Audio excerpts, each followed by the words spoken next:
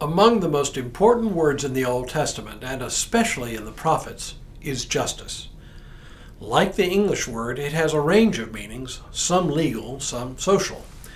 But in addition to what we think of as justice, the word is also used to describe the very nature of God.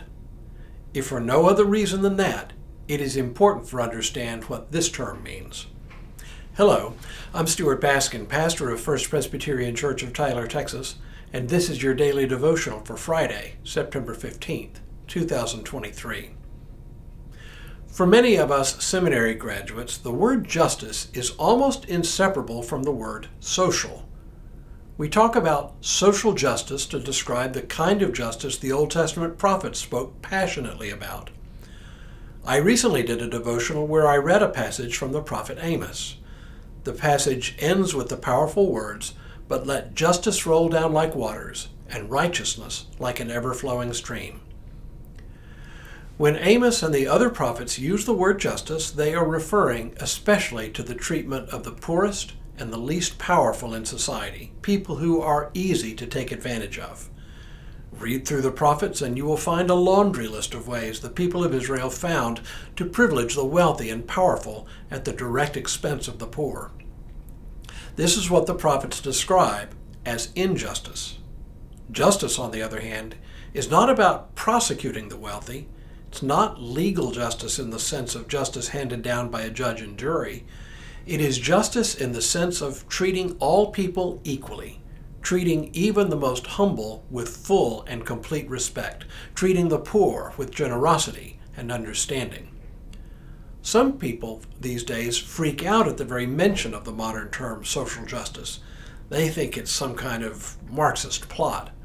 But it is simply a fair description of what the Old Testament prophets meant, a kind of shorthand to summarize what they were talking about. Van Harvey, who taught religion at a variety of universities, including Princeton, the University of Pennsylvania, SMU, and Stanford, defined justice in part this way. It is a term for the proper relationship which should obtain between man and man in his social life. Social justice. But that's not the only thing justice means in the Bible. It can also refer to the righteous judgment God casts upon us as a result of our sin. And it can refer to the formal administration of justice by the king or other officials. And it can be used in the context of distorting the basic norms of justice by favoring some over others.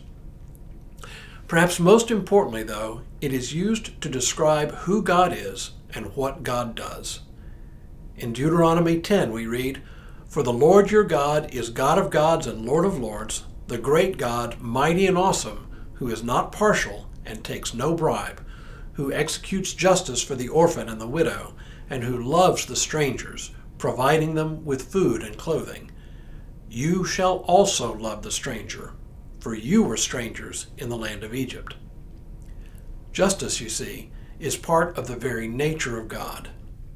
God's treatment of God's people, and indeed of all people, is rooted in the idea that God does justice because God fundamentally is just. And because God is just, God requires us to treat others justly as well. In Psalm 72 we read, "Give the king your justice, O God, and your righteousness to a king's son. May he judge your people with righteousness and your poor with justice. May the mountains yield prosperity for the people, and the hills in righteousness. May he defend the cause of the poor of the people, give deliverance to the needy, and crush the oppressor." But it is perhaps nowhere better stated than in the familiar words of the prophet Micah. "With what shall I come before the Lord and bow myself before God on high? Shall I come before him with burnt offerings, with calves a year old? Will the Lord be pleased with thousands of rams, with 10,000s of rivers of oil? Shall I give my firstborn for my transgression, the fruit of my body for the sin of my soul? He has told you, O mortal, what is good. And what does the Lord require of you, but to do justice, and to love kindness, and to walk humbly with your God?" If you want to know what God requires of his people, look no farther than this.